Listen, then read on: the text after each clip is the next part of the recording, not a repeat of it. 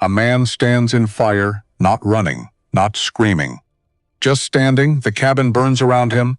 8 years of silence, 8 years of hiding, turning to ash and ember. He doesn't flinch, doesn't mourn. The flames climb higher. The wood cracks like old bones breaking. He holds a match in his calloused hand. He lit this himself. Behind him, the mountain stretches dark and silent, the place where broken men go to disappear, where he learned that solitude is just another word for slow dying. Ahead, far below in the valley, smoke rises from a different chimney. A farm, a woman, a boy, a debt that will swallow them whole in 30 days. He doesn't know them yet, but he will. The cabin collapses. Sparks scatter like stars. Ezra Flint turns his back on the wreckage, mounts his horse, and rides down toward a land that isn't his, toward a fight that isn't his, toward people who will teach him what he forgot on that mountain. Some things are worth burning for. Some things are worth staying for. And the hardest choice isn't leaving.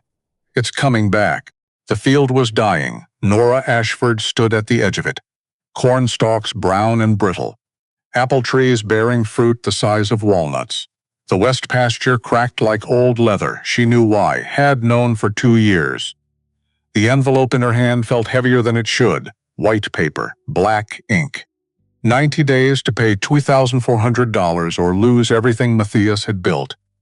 Everything she had kept alive since he died. Her hands didn't shake. They'd stopped shaking 18 months ago. Around the time she realized crying didn't fix irrigation lines. Mama.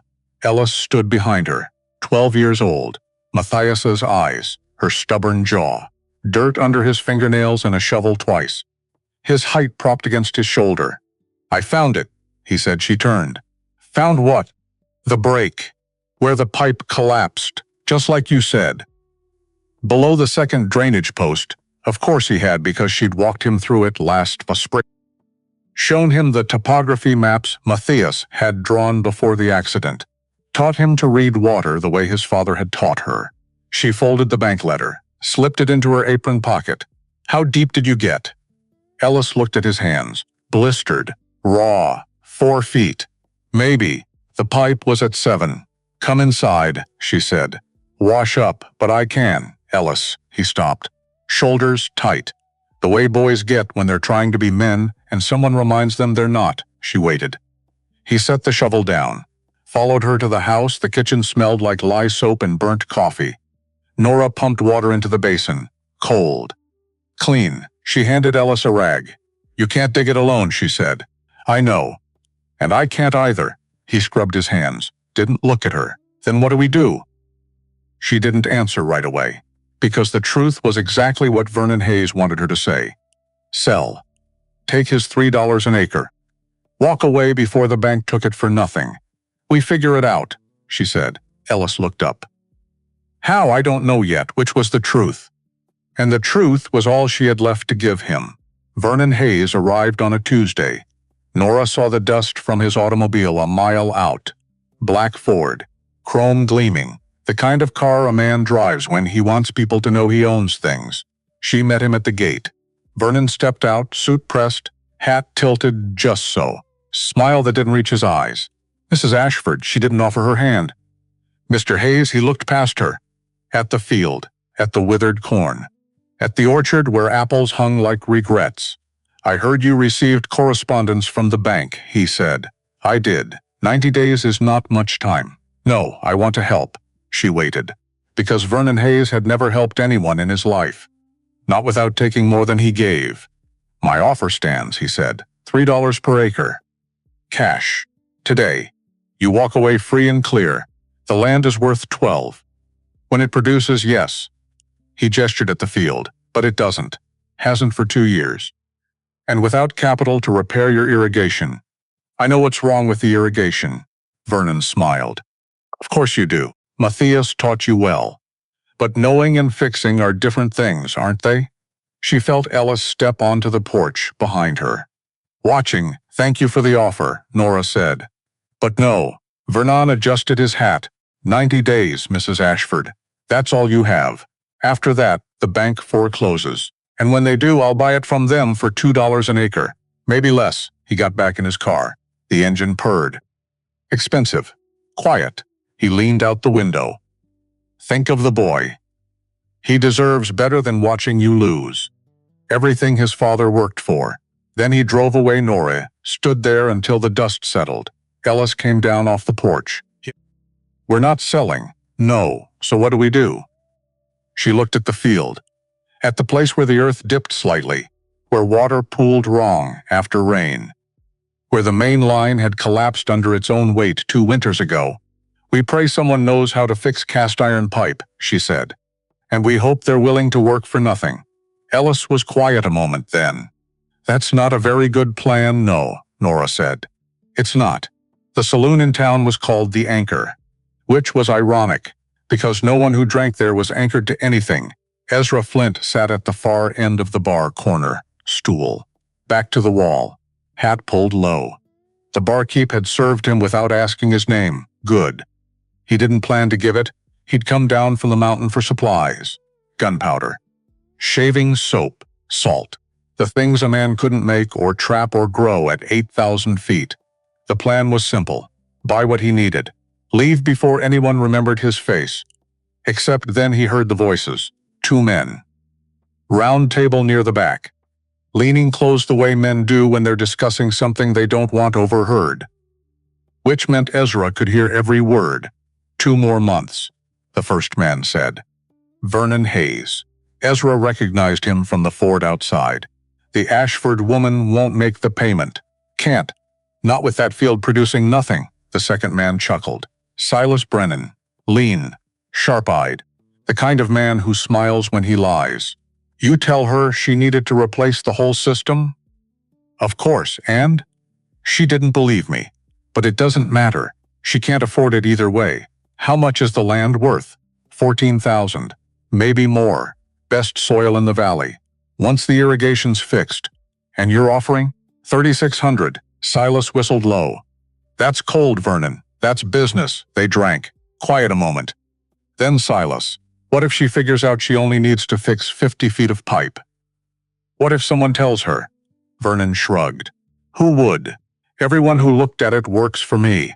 And the ones who don't won't cross me. Still. If she won't. Women don't understand infrastructure. Matthias did, but he's gone. And she's just trying to keep her head above water until she drowns. They laughed, not loud. Just enough Ezra set his glass down. He'd come to town for supplies. Not for this, he paid. Left. Walked out into the October cold, but he didn't leave. The Ashford farm was 5 miles north. Ezra rode past it the next morning. Not because he planned to stop, because it was on the way back to the mountain. And he told himself he was just curious, just wanted to see. He pulled his horse up at the fence line. The field spread out below. Corn dead. Orchard struggling, but the land itself, good God.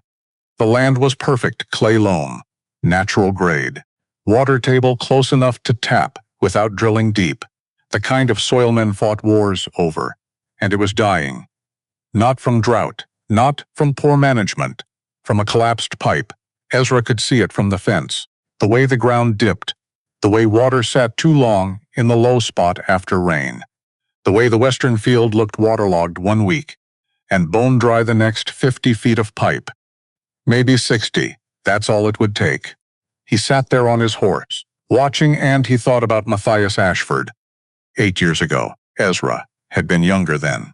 Stupid, chasing a wounded elk too far into the high country. Got himself gored. Infection setting in by the time he stumbled down to the Ashford place. Half dead. Matthias had taken him in, cleaned the wound, fed him, let him sleep in the barn for 3 days, while the fever broke. Never asked his name, never asked for payment. Just, you need anything else before you go?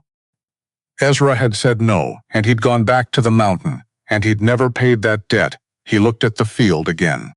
At the place where the pipe had failed, at the house where smoke curled from the chimney. Then he turned his horse toward the farm.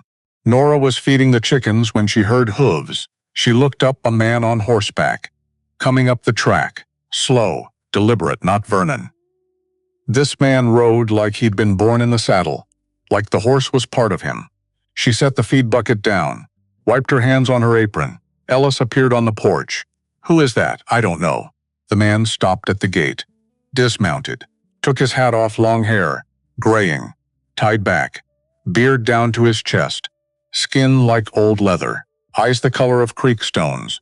He didn't look like he'd been to town in years. "Ma'am," he said. His voice was rough, like he didn't use it much. Nora waited. "My name's Ezra Flint." She didn't recognize it. 8 years ago," he said. "Your husband pulled me off a mountainside half dead. Kept me alive for 3 days. Sent me on my way when I could walk." Nora's throat tightened. Because Matthias had done that. More than once. Brought in strangers. Patched them up. "Never mentioned it. Matthias is gone," she said. "I know. I'm sorry." She folded her arms. "What do you want?" Ezra looked past her. "At the field. At the place where the earth sagged. Your irrigation line," he said. "It's collapsed. Main pipe. Below the second drainage post. 7 feet down. Maybe 7.5. Nora went still. "You've known for 2 years," he continued. "But you can't dig it out alone. Can't hold the trench and manage the upstream pressure and relay the pipe by yourself." She stared at him. "How do you?" "I can see it from here. The grade, the way the water sits. I know pipe." Ellis stepped down off the porch. Stopped beside his mother. Ezra looked at the boy. Then back at Nora. "I can fix it," he said. Nora didn't move.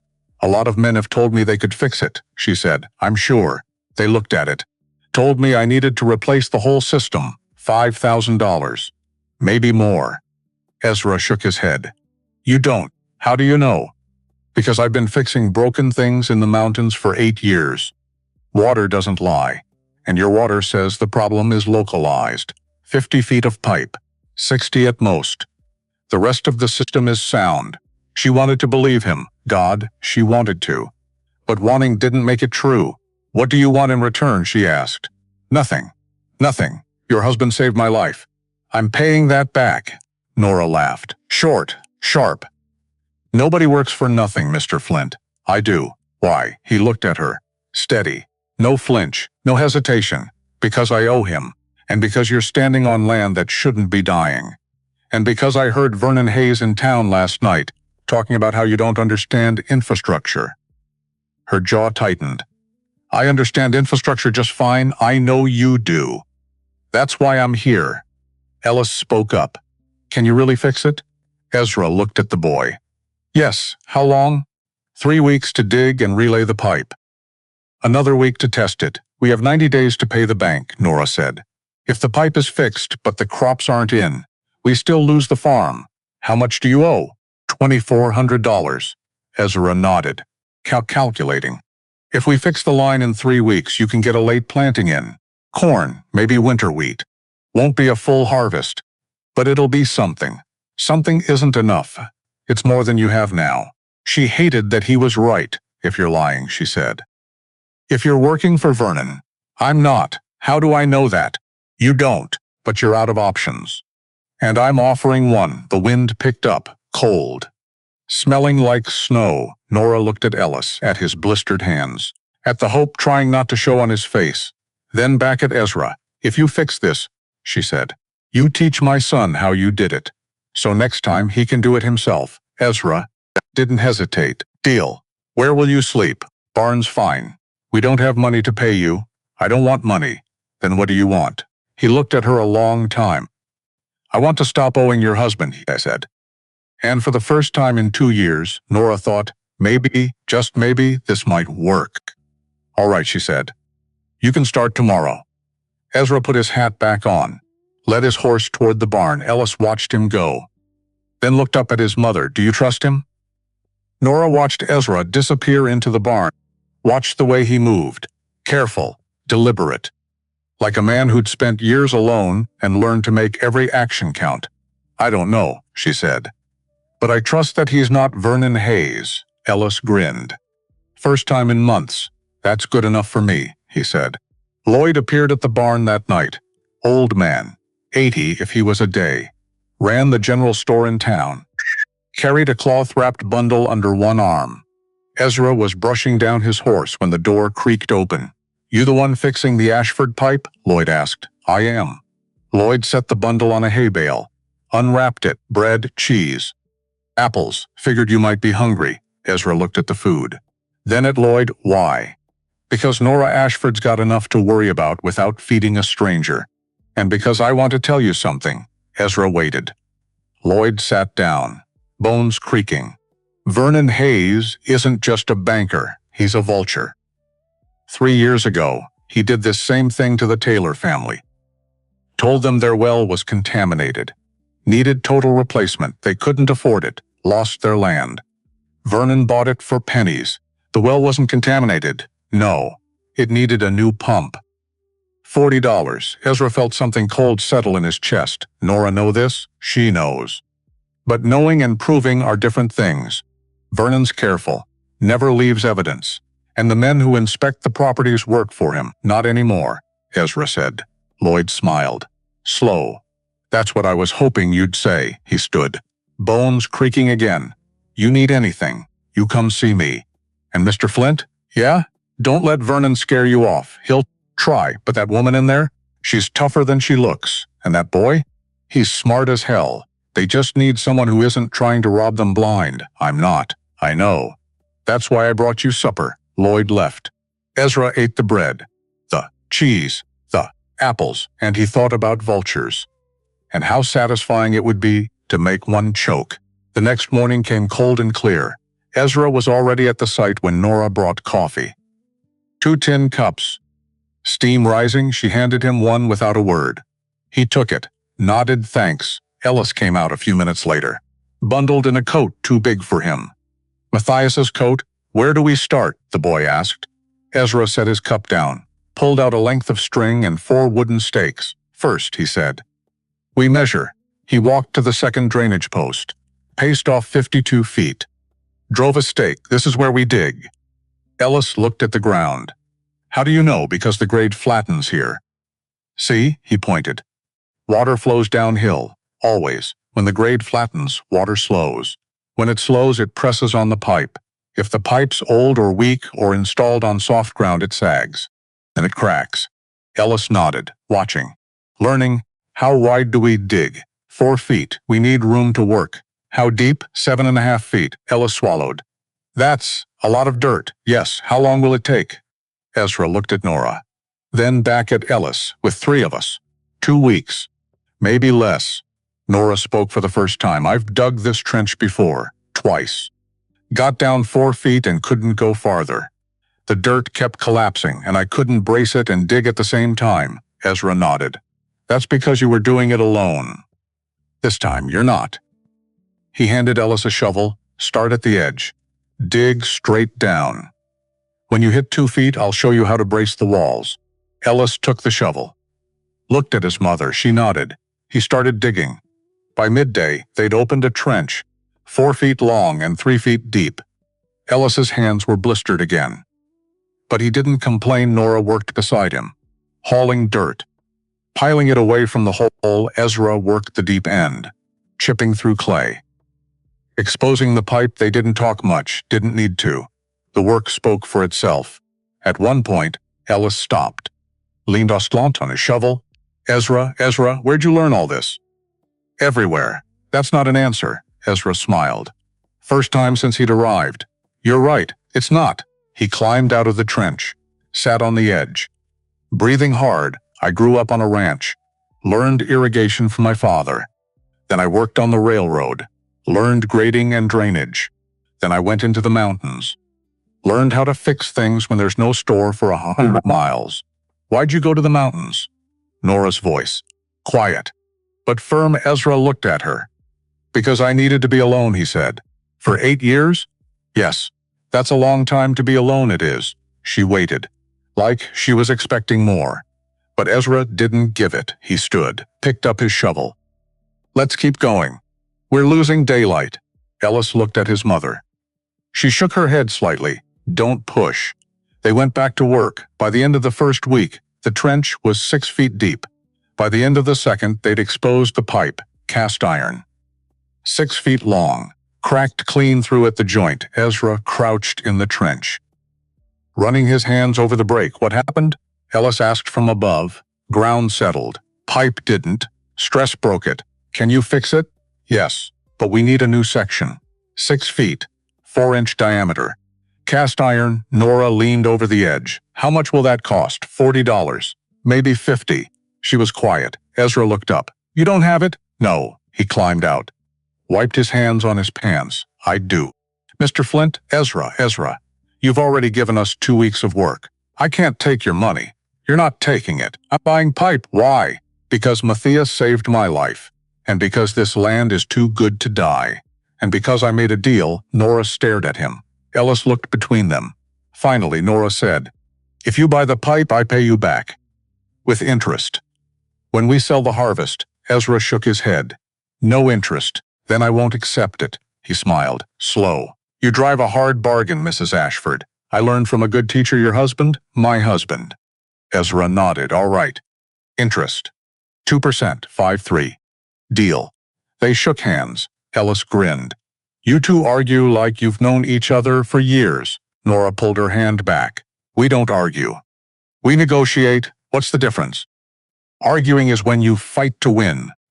Negotiating is when you fight to build something together.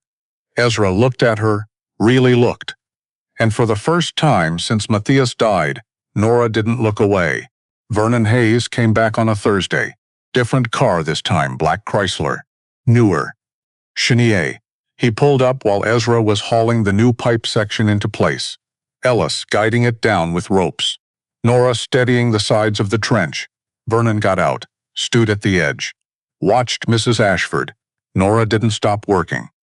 Mr. Hayes, I see you found help. I did. May I ask who this is? Ezra climbed out of the trench. Stood. 6'2", broad shoulders. Covered in mud and clay. Ezra Flint. Vernon extended a hand. Ezra didn't take it. Vernon lowered his hand. Smiled. Mr. Flint. I don't believe we've met. We haven't. Are you from around here? No. Where then? The mountain. Vernon's smile tightened. I see. And you're helping Mrs. Ashford out of the kindness of your heart? I'm paying a debt. How noble. Vernon looked at the trench. At the new pipe. At the progress they'd made. I hope you know what you're doing. Irrigation systems are delicate. One mistake and you could flood the entire property. I know what I'm doing, do you? Because I had 3 engineers look at this system. All of them said it needed complete replacement. Ezra met his eyes. Then you hired the wrong engineers. The air went still. Vernon's smile disappeared. Be careful. Mr. Flint, this land is under financial obligation to my bank. If your repairs cause damage, Mrs. Ashford will be liable. And she doesn't have the resources to cover that liability. The repairs won't cause damage. You sound very certain I am. Vernon looked at Nora. Mrs. Ashford, I urge you to reconsider. My offer still stands. $3 an acre. You walk away clean. No risk. Nora climbed out of the trench. Stood beside Ezra. No thank you, Mr. Hayes. You're making a mistake, maybe. But it's mine to make. Vernon's jaw tightened. 60 days, Mrs. Ashford. That's all you have left. And when you fail, and you will fail, don't come crying to me for mercy. He got back in his car. The engine roared. He left. The dust settled slowly. Ellis broke the silence. I don't like him. Nobody does, Nora said. Ezra looked at her. He's going to try to stop us. I know. You sure you want to keep going? She looked at the trench. At the new pipe gleaming in the sun. At Ellis standing there with dirt on his face and hope in his eyes. Yes, she said. I'm sure. Ezra nodded. Then let's finish this. It took 3 days to install the new section, lower it into the trench, align it with the existing pipe. Seal the joints with molten lead and oakum. Ezra worked the solder. Ellis held the pipe steady. Nora monitored the alignment with a level and plumb line. On the 3rd day, they backfilled the trench, dirt, then gravel, then more dirt, tamped it down. Layer by layer, by sunset, the trench was gone. Only a slight mound remained. And that would settle in a few weeks. Ezra stood, stretched. Back cracking. Now we test it, he said. Ellis looked nervous. What if it doesn't work? Then we dig it back up and fix it. And if it does work? Ezra looked at Nora. Then you plant. She walked to the pump house. Hand on the valve. Ready, she called. Ezra nodded. She turned the valve. Nothing happened for a moment, then a rumble. Deep underground, water moving through the pipes, through the main line, through the new section. Ellis held his breath. 30 seconds passed, then a minute, then water burst from the outlet at the Westfield edge. Clean. Strong, steady, Ellis shouted, jumped. It works! Nora stood, hands still on the valve, staring at the water. 2 years of watching this land die. Of lying awake wondering if she'd lose everything. Of trying to be strong for Ellis when she felt like she was drowning. And now water. She turned the valve off, the flow stopped. She walked to where Ezra stood. Thank you, she said. Her voice broke on the second word. Ezra looked at her. Saw the tears she was fighting. Saw the exhaustion. The relief. The fear that it might still not be enough. You're welcome, he said quietly. Ellis ran up, grabbed Ezra's hand. Shook it hard. You did it. You actually did it. We did it. Ezra corrected. All three of us. Ellis beamed. Nora wiped her eyes, cleared her throat. I'll make supper, she said. You're both filthy. So are you, Ellis pointed out. She looked down. Covered in mud, head to toe. She laughed. First real laugh in 2 years. Fair enough, she said. We'll all clean up. Then we eat. They walked back to the house together. The sun setting behind them. The field waiting. And for the first time since Matthias died, Nora Ashford thought maybe, just maybe, they were going to make it. That night after Ellis went to bed, Nora brought Ezra a plate of food in the barn. He was sitting on a hay bale. Oiling his tools, she set the plate down beside him. You didn't have to, he said. I know. She sat down. Not close, but not far either. They were quiet a moment. Then Nora spoke. Why'd you really come down from the mountain? Ezra didn't look up. Kept working the oil into the shovel blade, I told you. I owed Matthias. That's part of it.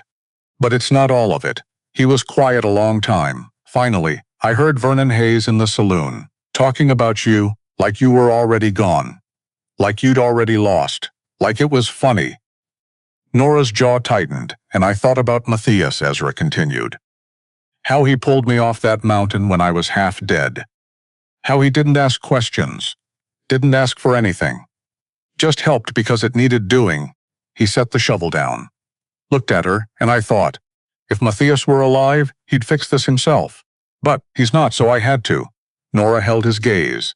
You didn't have to, I did. Why? Because I spent 8 years hiding, and I'm tired of it. She didn't ask what he was hiding from, didn't push. Just nodded. Well, she said, I'm glad you stopped hiding.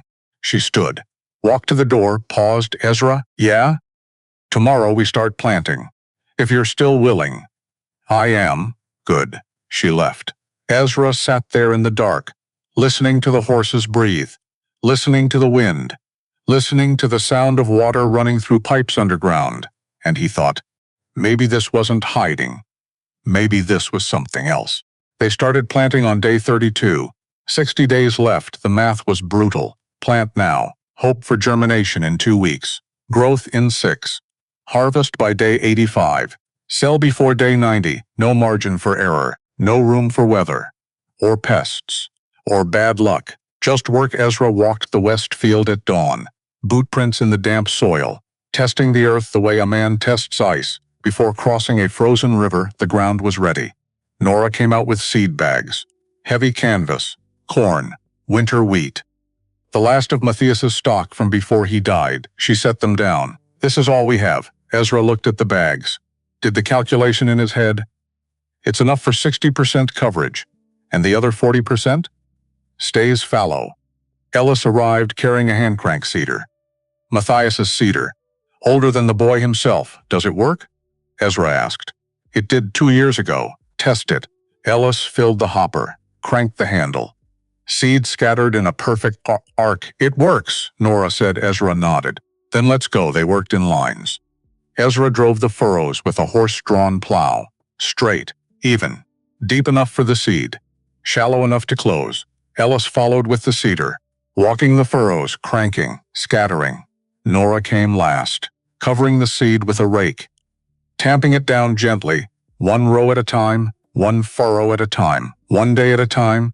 By the end of the first week, they'd planted 40 acres. By the end of the second, 60. The west field was a grid of fresh-turned earth, dark, rich. Waiting, Ezra stood at the edge of it. Sweat-soaked, exhausted, Ellis came up beside him. "You think it'll grow in time? I don't know." "That's not very reassuring," Ezra smiled. "No, it's not, but you still think we should try?" "Yes, why?" Ezra looked at the boy, 12 years old, hands rough from work, eyes sharp from watching his mother fight alone for too long. "Because trying is better than giving up," Ezra said. "And because your father would have tried. So we do too." Ellis nodded. Quiet a moment, then. "My father liked you," Ezra turned. "You weren't even born when I met him, I know. But Mama told me. She said he came home that week and told her he'd met a man who didn't ask for anything. Didn't want anything. Just thanked him and left." Ezra's throat tightened. "She said my father respected that more than anything. A man who could say thank you and walk away." "Your father was a good man." "Yeah." Ellis kicked at the dirt. "I miss him, I know. Do you miss anyone?" The question landed like a stone in still water. Ezra looked at the mountains. At the line where the trees met the sky. At the place he'd been hiding for 8 years. "Yes," he said quietly. "I do." Ellis waited. Like he thought Ezra might say more. But Ezra didn't, so the boy went back to work. And Ezra stood there, watching the field, thinking about the people he'd left behind when he ran, and wondering if they missed him too. The irrigation valve stuck on day 45. Ellis found it first. Tried to turn it, couldn't. He called for Ezra. They crouched beside it, metal wheel, rusted, frozen in place from years of mineral buildup. "What do we do?" Ellis asked. "We free it, how?" Ezra pulled a small bottle from his coat. Oil. Dark. Thick. Smelled like pine tar. He dripped it onto the valve threads. Worked it in with his fingers. "Now we wait." "For how long?" 30 minutes. "Let the oil penetrate." Ellis sat down. Watched. "You always carry oil?" "Always. Why?" "Because everything rusts eventually. And rust doesn't care if you're prepared or not." Ellis grinned. "Is that mountain wisdom? That's common sense." They sat in silence, the sun climbing, warming the earth. After a while, Ellis spoke. "Can I ask you something? You just did. Can I ask you something else?" Ezra smiled. "Go ahead. Why'd you really leave the mountain?" Ezra's smile faded. He looked at the valve, at the oil slowly working its way into the threads. "I heard your mother was in trouble," he said carefully, "and I owed your father. That's all. That's not all." The boy was sharp. Too sharp. Ezra met his eyes. "What do you think the reason is?" Ellis shrugged. "I think you were lonely, and I think helping us made you feel less lonely." Ezra stared at him. 12 years old and already reading people like maps. "Maybe," Ezra said finally. "Maybe you're right." Ellis nodded, satisfied. Ezra reached for the valve. Turned. It moved just a fraction. But it moved. "See," he said. "Patience works. Is that mountain wisdom?" "That's common sense." Ellis laughed, and for a moment, Ezra felt something shift in his chest. Something warm. Something he hadn't felt in 8 years. Something like belonging. Margot Hayes appeared on a Saturday. Nora was hanging laundry when the automobile pulled up. Black. Expensive. Vernon's car, but Vernon wasn't driving. Margot was. She stepped out. Slim. Elegant. Hair pinned back. Dress pressed. Everything about her screamed money, except her eyes. Her eyes looked tired. Nora set the laundry basket down. Waited. Margaret walked to the fence. Stopped. "Mrs. Ashford, Mrs. Hayes." They stood there. 2 women. 2 different worlds. "I need to speak with you," Margot said. "About my husband." Nora's jaw tightened. "I'm not interested in anything Vernon has to say. It's not from him. It's about him." That was different. Nora wiped her hands on her apron. "Come inside." They sat at the kitchen table. Nora poured coffee. Margot wrapped her hands around the cup like she was cold. 3 years ago, Margot began. Vernon did this same thing to a family named Taylor. Told them their well was contaminated. Said they needed complete replacement. Thousands of dollars. Nora leaned forward. They couldn't afford it. Lost their farm. Vernon bought it for nothing. And the well? Needed a new pump. $40. Nora's hands curled into fists. Margot reached into her purse, pulled out a leather ledger, set it on the table. This is Vernon's private book. The one he doesn't show the bank auditors. It has everything. Every property he's undervalued. Every inspection he's falsified. Every family he's destroyed. Nora stared at the ledger. Why are you showing me this? Margot looked at her. Really looked, and Nora saw it then. The pain, the shame, the exhaustion of living with a man who measured people in dollars. Because I'm tired, Margot said quietly. Tired of watching him hurt people. Tired of pretending I don't know what he's doing. You could leave him, I could. But then he'd just find another woman to hide behind. Another face to make him look respectable. She pushed the ledger across the table. This is a copy. The original is locked in his office. But this has enough to show the bank what he's been doing. Nora picked up the ledger, opened it page after page of notes. Dates, amounts, properties. The Ashford farm was listed on page 17, irrigation, minor repair needed, estimated cost $50, report filed. Complete system failure. Estimated cost $5,000. Nora's hands shook. He lied. Yes, he's been lying for years. Yes, Nora looked up. Why now? Why help me? Margot was quiet a moment. Because I had a son, she said finally. He was Ellis's age when he died. Influenza. And I watched Vernon refuse to pay for the medicine that might have saved him because it was too expensive. Her voice didn't break. It just went flat. So when I see your boy out there working beside that man from the mountain, fighting to keep what's his, I think, that's what my son should have had. A mother who fought. A chance. She stood. Used the ledger. Stop Vernon. And maybe it'll mean something that I didn't sit quiet this time. Nora stood too. Thank you, Margot nodded. Walked to the door, paused. Mrs. Ashford? Yes, that man. The one helping you, Ezra. Don't let him leave when this is over. Men like that don't come down from mountains for nothing. And they don't stay for nothing either. Then she left. Nora stood there, holding the ledger, holding proof, holding the thing that could destroy Vernon Hayes.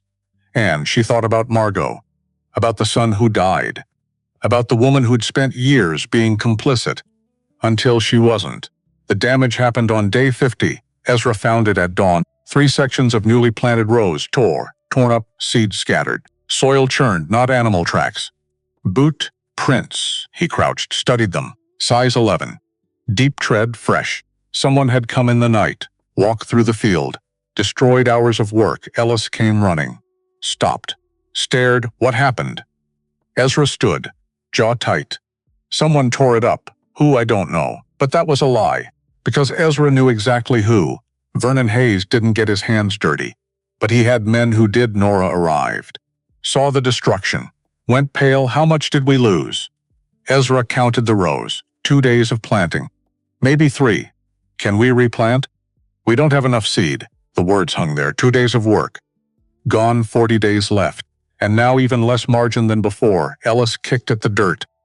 This isn't fair. No, Ezra said. It's not. What do we do? Ezra looked at Nora. We guard the field at night. One of us stays awake. Watches. For how long? Until harvest. Nora shook her head. That's 40 nights. We can't stay awake for 40 nights. We can take shifts. 4 hours each. That's still not enough sleep. No. But it's what we have. Ellis spoke up. I'll take the first watch. No, Nora said immediately. Why not? Because you're 12, so? I can stay awake, Ellis. Mama, I can do this. Nora looked at Ezra. He nodded slightly. She closed her eyes. Fine. But you wake me at midnight, and you don't leave the porch. I won't. That night, Ellis sat on the porch with a rifle across Laflap. Old Winchester, Matthias's gun. He'd never fired it. Hoped he wouldn't have to. The field stretched out before him. Dark. Silent. Horse passed. His eyelids grew heavy. He shook himself awake. Stay awake. Stay awake. Stay a sound. Footsteps hard. Ellis hammered. He stood. Raised the rifle. Who's there? Nothing. Then a shape moved in the darkness. I said, who's there? The shape stepped into the moonlight. Ezra. Ellis lowered the gun. Let out a breath. You scared me. Good. That means you're paying attention. Ezra climbed onto the porch. sat beside him. "You're supposed to be sleeping," Ellis said. "Couldn't." "Why not?" "Because you're out here alone. And I don't like it." Ellis looked at him. "You think they'll come back? Yes, tonight? Maybe. Maybe not. But eventually." They sat in silence, then Ellis. "I'm scared." Ezra nodded. "That's smart. You're not scared?" "I am. You don't look it. That's because I've had practice hiding it." Ellis thought about that. "Is that what you did in the mountains? Hide?" As Ezra was quiet a long time. "Yes," he said finally. "That's what I did." "From what?" "From people. From memories. From myself." "Did it work?" "For a while, and then?" Ezra looked at the field, at the rows they'd planted, at the destruction someone had caused because they were greedy and cruel. "And then I realized hiding doesn't fix anything. It just postpones it." Ellis nodded slowly. They sat together until midnight. Then Nora came out, took the rifle, sent them both to bed. But neither of them slept much. Word spread fast in small towns. By Sunday, half the county knew about the sabotage.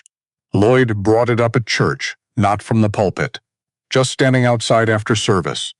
Loud enough for everyone to hear. "Shame what happened to the Ashford place. Someone tore up their field."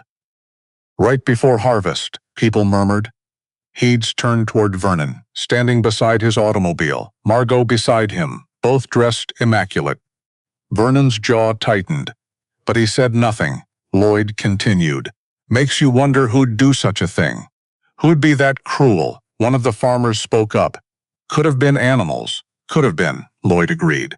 "Except animals don't wear size 11 boots." Silence. Vernon got in his car. Drove away, but the damage was done. People were talking. And in a small town, talk mattered. 3 men showed up at the Ashford farm on Monday. Farmers, neighbors, not close friends. But not strangers either. The oldest one spoke. "We heard what happened." Nora stood on the porch, wary. And we thought you could use help. I can't pay you." "We're not asking for pay. We're asking for a meal. Maybe some of that bread you make. The kind with rosemary."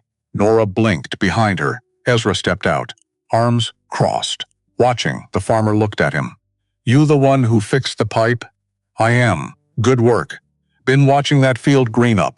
Looks better than it has in years." Ezra nodded. The farmer turned back to Nora. "We'll help you replant what got torn up, and we'll help you watch at night. Shifts, so no one has to stay awake alone." Nora's throat tightened. "Why?" The farmer shrugged. "Because Matthias helped me once, when my barn burned. He and half the county came out and rebuilt it in a week. Didn't ask for anything." He looked at the other 2 men. They nodded. "So now we help you." Nora wiped her eyes. "Thank you. Don't thank us yet. We haven't done anything." But they did. Over the next week, those 3 men brought seed, replanted the damaged rows, took night shifts guarding the field, and slowly, carefully, the farm began to feel less like a fortress and more like a community. It happened on day 60. 30 days left. The crops were growing. Thin, fragile, but growing. Nora and Ezra stood at the edge of the field, watching the sun set, the sky burning red and gold. "We might actually make it," she said quietly. "Might. That's the first time you've said that. It's the first time I've believed it." She looked at him, really looked, and saw the exhaustion, the wear.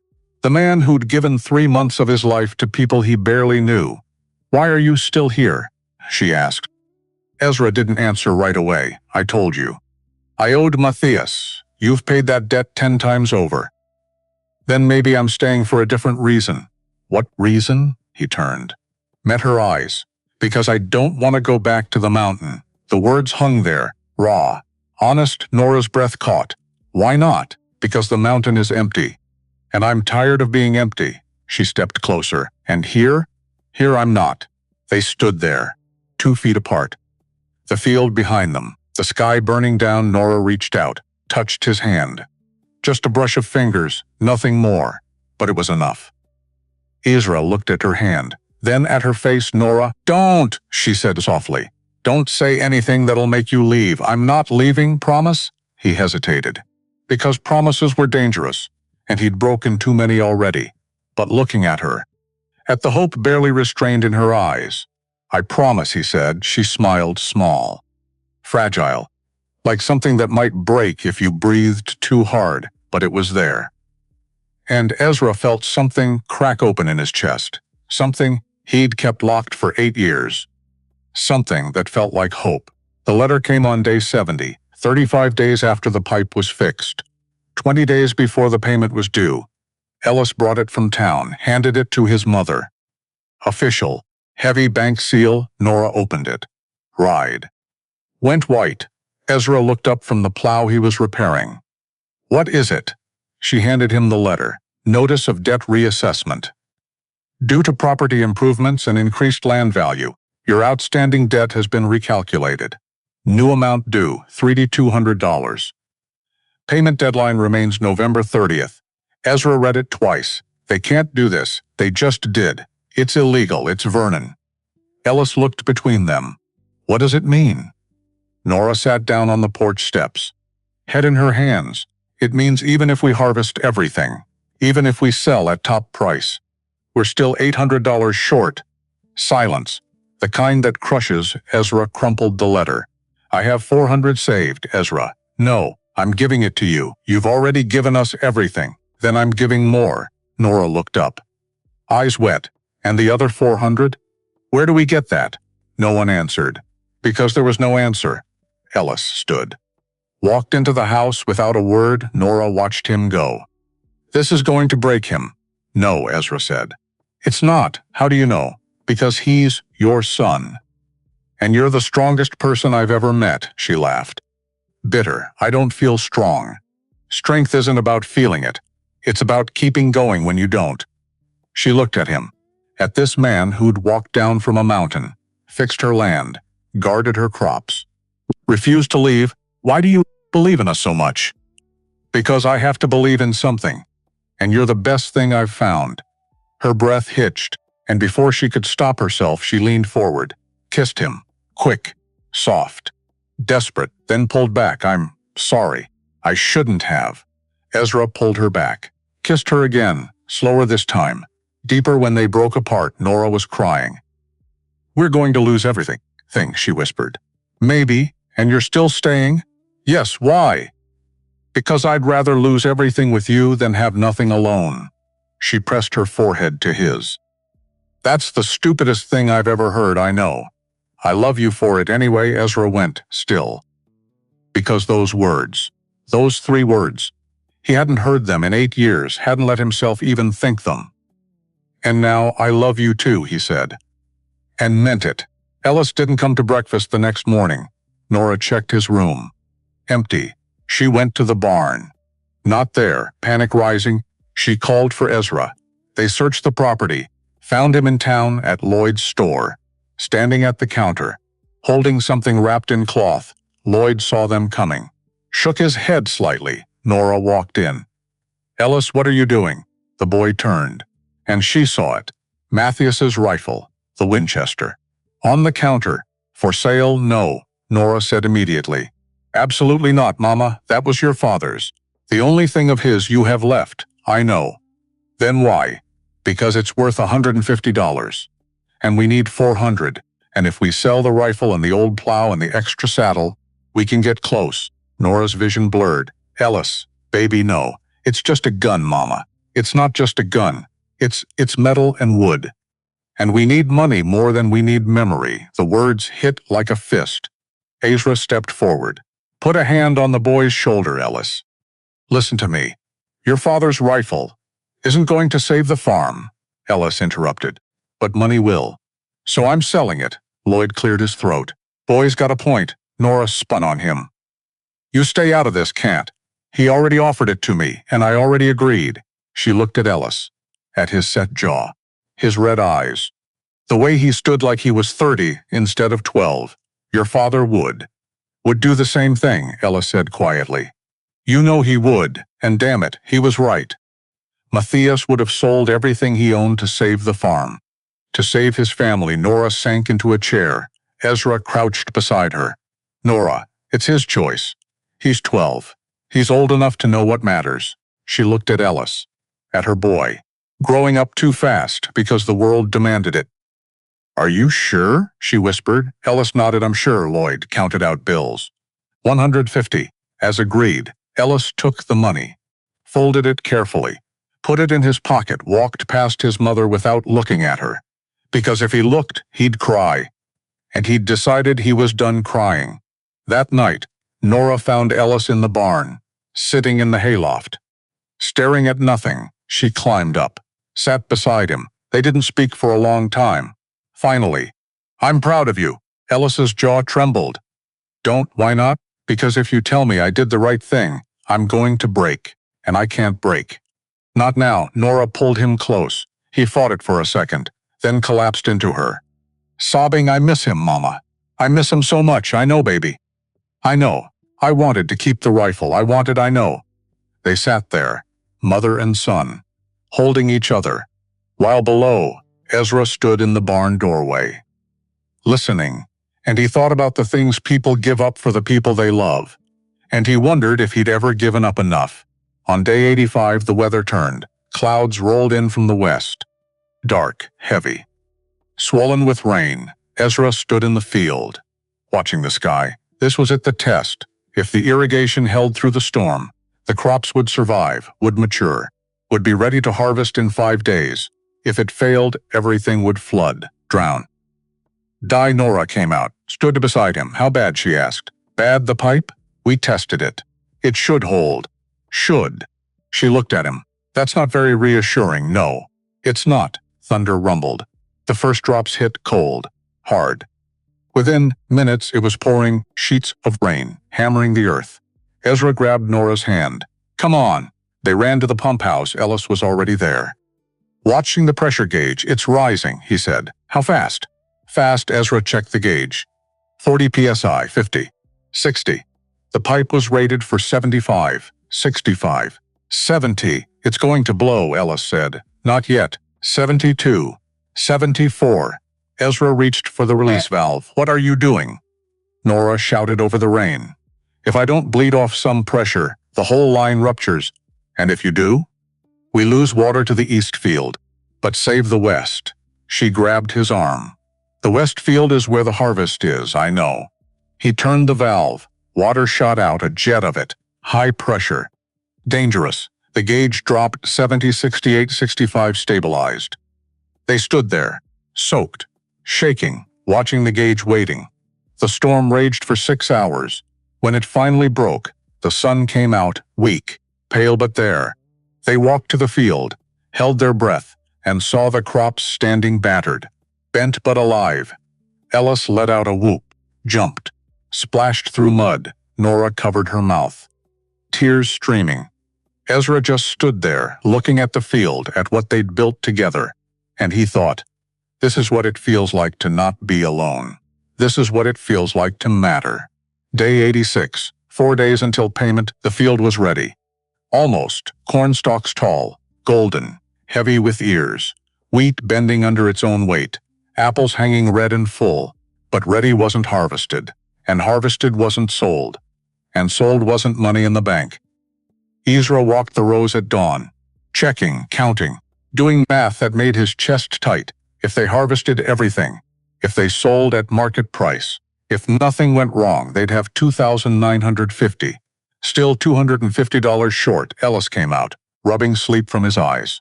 What's the count? Close. How close? Not close enough. The boy's shoulders sagged. Ezra put a hand on him. But we're not done yet. What else can we do? We've sold everything. The rifle, the plow. We harvest faster. We sell higher. We fight harder. You sound like Mama. Your mother's a smart woman. Ellis managed a small smile. Yeah, she is. They stood there, man and boy, watching the sun rise over a field they'd saved together. Ezra? Yeah? If we lose, if the bank takes it anyway, I want you to know. We're not losing, but if we do, Ellis. Ezra crouched down. Eye level. We're not losing. You hear me? We've come too far, worked too hard, lost too much. We're not losing now. The boy's eyes shone. Promise? And Ezra knew he shouldn't, because promises were dangerous when you couldn't control the outcome. But looking at this kid, this brave, scared, trying so hard to be strong kid, I promise, Ezra said. Ellis nodded, wiped his eyes. Then let's get to work. They started harvesting at 6, Nora on the corn, twisting ears free, tossing them into bushel baskets. Ellis in the orchard, climbing ladders, picking apples. Gentle, so they didn't bruise. Ezra cutting wheat, long scythe strokes. Rhythmic. Steady by noon, they'd filled 20 baskets. By sunset, 40. The 3 farmers who'd helped replant showed up without being asked. Heard you were harvesting, the oldest one said. Nora looked at them, sweat-soaked, exhausted. I still can't pay you, still don't want pay. Just point us where to work, so they did. And suddenly there were 6 people in the field instead of 3. And the baskets filled twice as fast. Lloyd arrived at dusk with his truck. I'll haul to market. No charge, Lloyd. Don't argue, Nora. You're mean when you argue, she laughed, actual laughter. First time in days, thank you. Save it for when we win. They loaded the truck. Corn, apples, wheat bundled in sheaves. Lloyd drove off as the sun set. Nora stood there, watching the taillights disappear. Ezra came up beside her. You all right? People are helping us. Yes. Why? Because you're worth helping. She looked at him. Or because you are. I didn't do this alone. Neither did I. They stood close. Not touching, but close enough, Ezra? Yeah? After this is over, win or lose. Don't go back to the mountain. His throat tightened. Where would I go? Here. With us, Nora. I'm not asking you to marry me. Not yet. I'm just asking you to stay. To be part of this. Whatever this is, he wanted to say yes. God, he wanted to. But the word stuck, because staying meant risking, and risking meant losing. And he'd lost so much already. I'll think about it, he said finally. Which was not yes, but it wasn't no either. And for now, that had to be enough. Lloyd returned at dawn on day 87. 3 days left. He climbed out of the truck. Handed Nora an envelope. She opened it. Counted $2,100. Her hands shook. This is good, Lloyd said. Real good. Top price for everything. Nora looked at Ezra. Then at Ellis. We still need $100. The number hung there. Impossible. Crushing. Ellis spoke up. We have more to harvest, the east field. It's not as full, but it's not enough, Ezra said quietly. I walked it this morning. Maybe $300 worth. At best, silence, the kind that tastes like defeat. Then Nora straightened. Then we find another way. I don't know yet. But we have 3 days, and I'm not giving up with 3 days left. She walked into the house. Ellis looked at Ezra. Is she okay? No, but she will be. How do you know? Because she's your mother. And she doesn't know how to quit. That afternoon, Margot Hayes came back. Different car this time. Smaller, older, not Vernon's. She got out. Walked to where Nora was sorting apples for a second market run. Mrs. Ashford. Nora looked up, wary. Mrs. Hayes. Marga held out another envelope. This is from me. Not Vernon. Nora didn't take it. What is it? $500. Nora's breath caught. It's my money. From an account Vernon doesn't know about. I've been saving it for years. For a day when I might need to leave, I can't take this. You can, and you will. Why? Margot's voice cracked. Just slightly. Because I told you. I had a son, and Vernon let him die. And every day I stay with that man, I betray my boy's memory a little more. She pressed the envelope into Nora's hands. This won't bring my son back. But it'll save yours. And that's something. Nora stared at the money. I'll pay you back? No. You'll pay it forward. When someone else needs... You help them the way I'm helping you. She walked to her car, stopped, turned back. Nora? Yes, that man. Ezra. He loves you. You know that, right? Nora's cheeks flushed. Don't let him leave. Men like that run when they're scared. And he's scared. So hold on tight. Then she drove away. Nora stood there, holding $500. Holding a stranger's grief. Holding hope. Ellis ran up. Mama? What is that? She showed him. His eyes went wide. That's not enough. But it's closer. They now had $2,600. They needed $3,200. Still $600 short. But for the first time, that number felt possible. That night, Lloyd knocked on the door late. Past 10, Nora answered. Ezra behind her. Lloyd looked grim. We need to talk. They sat at the kitchen table. Ellis already asleep upstairs. Lloyd pulled out a newspaper. Old, yellowed. From 2 years ago, he pointed to an obituary. Matthias Ashford, age 36, died in riding accident. I need to tell you something, Lloyd said. About how Matthias died, Nora went still. It was an accident. His horse spooked. He fell, that's what the report said, but... Lloyd looked at her long, hard, but Vernon Hayes was there that day, on the property. Talking to Matthias about a loan, Ezra leaned forward. What are you saying? I'm saying Vernon offered to buy the farm. Matthias refused. They argued. And an hour later, Matthias's horse spooked and he died. Nora's face drained of color. You think, Vernon? I think it's convenient. Too convenient, you have proof? No. But I have questions. And I should have asked them 2 years ago. I should have. His voice broke. Nora reached across the table, took his hand. It's not your fault, isn't it? I knew Vernon was dirty. I knew he'd done this before. And I stayed quiet because he's powerful. And I'm just an old man who runs a store. You're helping now. Now might be too late, Ezra spoke. It's not too late, because we're going to stop him. Lloyd looked at him. How? By beating him at his own game. He wants this land? He'll have to watch us keep it. And if you can't raise the money? We will. You're still 600 short, then we'll find 600. Where? Ezra didn't answer, because he didn't know. But he'd be damned if he let Vernon Hayes win. On day 88, Lloyd called a town meeting. Sunday after church. Everyone came. Vernon showed up in his best suit, smile fixed. Confident. He didn't know what was coming. Lloyd stood at the front of the meeting hall, cleared his throat. We're here to talk about Vernon Hayes. And what he's been doing to this town. Vernon's smile tightened. Lloyd, I don't know what you think. Sit down. Vernon, the room went silent, because Lloyd never raised his voice. Never. Vernon sat. Lloyd continued. 3 years ago, Vernon told the Taylor family their well was contaminated. Cost thousands to fix. They lost their farm. Murmurs. The well needed a $40 pump. Louder murmurs. 2 years ago, he told Nora Ashford her irrigation system needed complete replacement. $5,000. Vernon stood. That's not. It needed one pipe. 50 feet. Cost $40 to fix. The room erupted. Vernon's face went red. You have no proof. Margot stood up. Everyone turned. She walked to the front, pulled out the ledger, set it on the table. Here's your proof. Every property. Every lie. Every family. Vernon went white. Margot, what are you? I'm done, Vernon. Done being quiet. Done pretending. She opened the ledger. Started reading names. Dates. Properties. Lies one after another. The room was dead silent. When she finished, Vernon tried to speak. This is a misunderstanding. A clerical error. It's fraud, Lloyd said flatly. And everyone in this room knows it. One of the farmers stood. You tried to take my land 5 years ago. Told me my soil was contaminated. Another. You foreclosed on my brother. Said he owed twice what he did. Another. You're a thief, Vernon. Vernon looked around. Saw the faces. The anger, the walls closing in. He grabbed his coat. You'll all regret this. Every one of you. I own the bank. I control the mortgages. Not anymore. A voice said from the back. Everyone turned. A man in a dark suit stepped forward. Briefcase. Official looking. I'm Robert Sterling.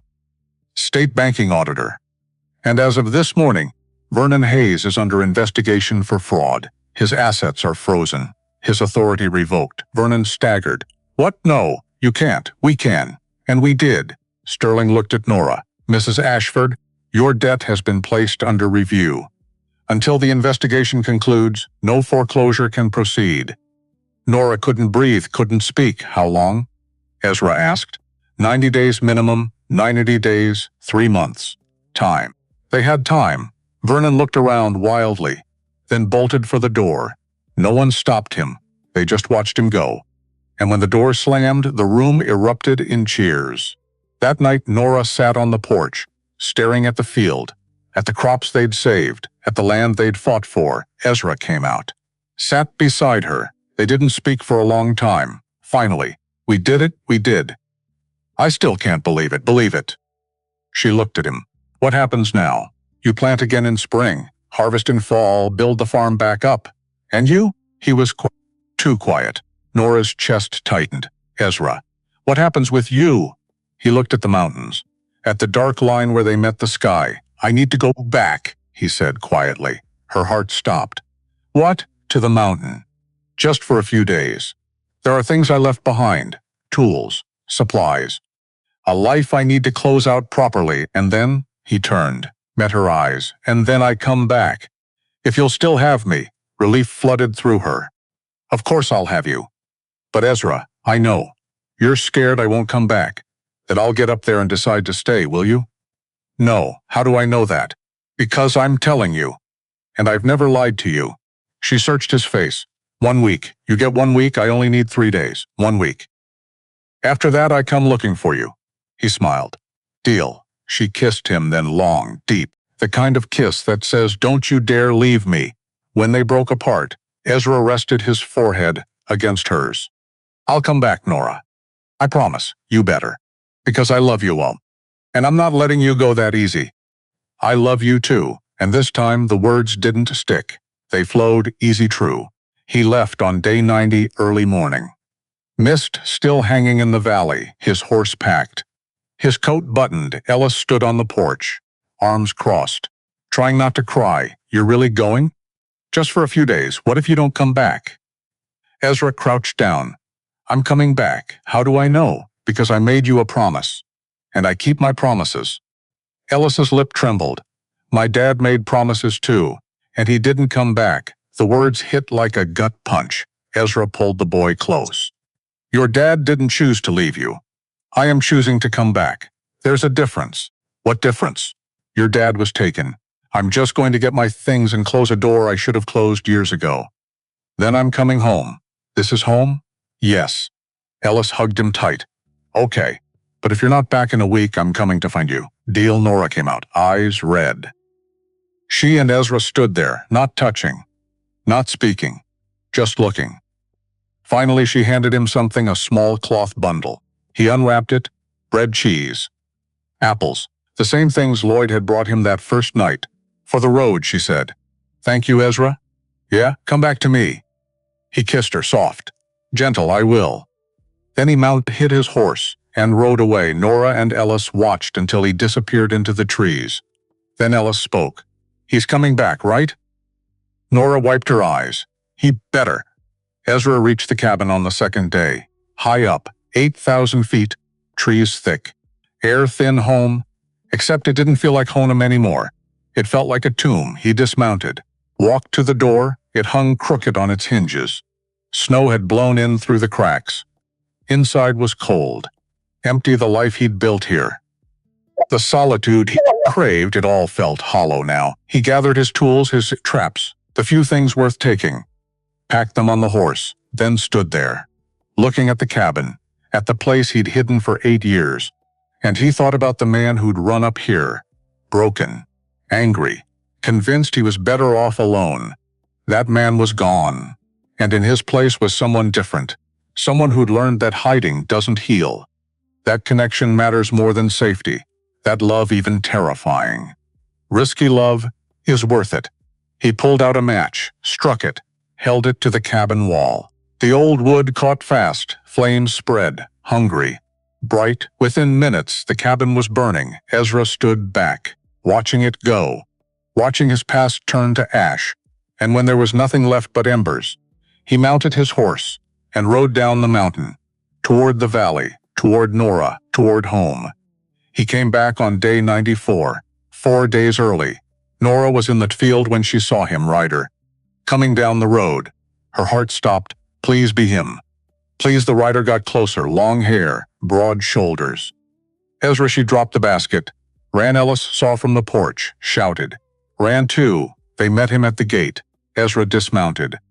Nora threw herself into his arms. He caught her, held her tight. You came back. I told you I would. You're early. Couldn't stay away.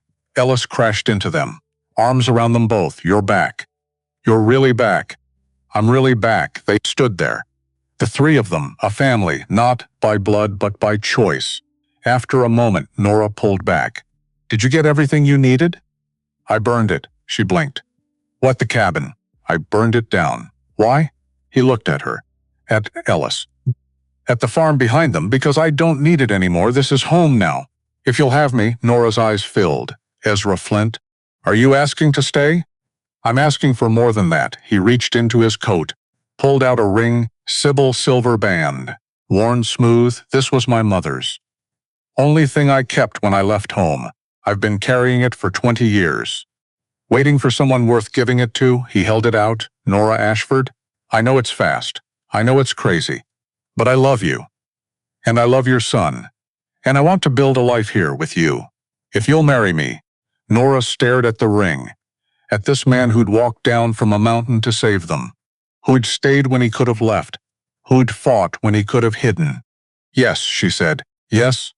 Yes. He slid the ring on her finger. It fit perfectly. Ellis whooped. Does this mean Ezra's my dad now? Nora laughed through tears. Not yet. But soon. Good. Because I already told people at school he was. Ezra pulled the boy close. I'd be honored to be your dad, Ellis. Even though I'm kind of annoying? Especially because you're kind of annoying? They laughed. All three of them. Standing in the middle of the road. In the middle of nowhere. In the middle of everything. They married in spring. Small ceremony. Just the town. Lloyd officiated. Margot stood as Nora's witness. Ellis as Ezra's. Vernon Hayes was gone. Vanished after the investigation started. Rumor said he fled east.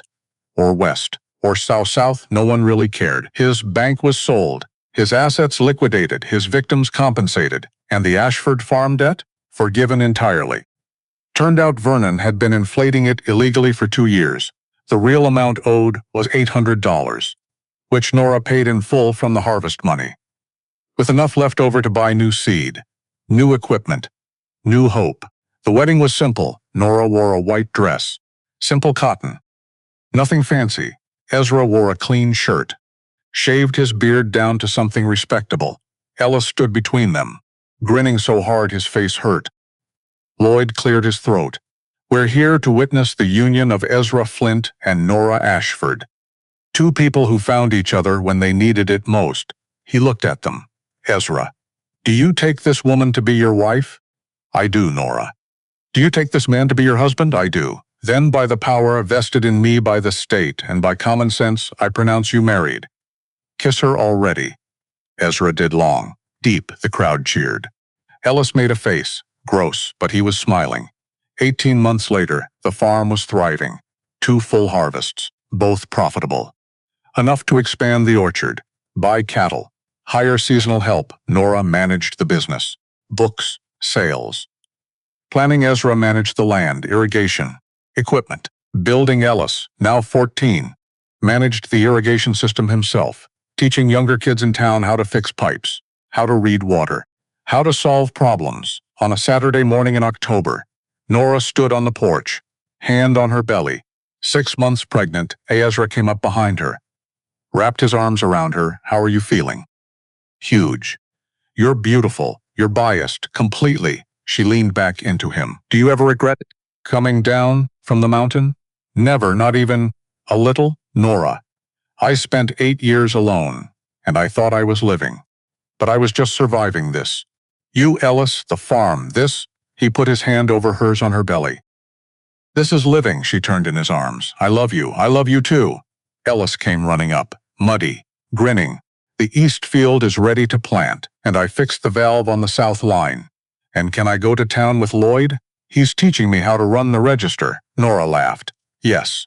But clean up first. I will. He ran inside. Ezra shook his head. That kid has more energy than 10 men. He's happy he is. They stood there, watching the field, the land they'd saved together, the life they'd built. Ezra? Yeah, thank you. For what? For stopping, for staying, for choosing us. He kissed her temple. Thank you for giving me something worth choosing. And in the distance, the mountains rose dark, silent, beautiful. The place Ezra had run to all those years ago, the place he'd left behind. And he felt no regret. Because some mountains are meant to climb, and some are meant to leave. And the hardest part isn't knowing which is which. It's having the courage to walk away from the wrong one, and toward the right one. Toward home, the years unfolded. Ellis became a civil engineer, specializing in irrigation, helping farmers across 3 states. Ezra and Nora had 2 more children, a daughter they named Margot, a son they named Matthias. They lived on that land for 47 years. Vernon Hayes vanished. No one looked for him. Lloyd ran his store until he was 93. Died peacefully in his sleep. Margot Hayes divorced Vernon in absentia, opened a women's shelter, saved 17 families. And the land? The land kept giving, season after season, because good land doesn't die when good people tend it. The end.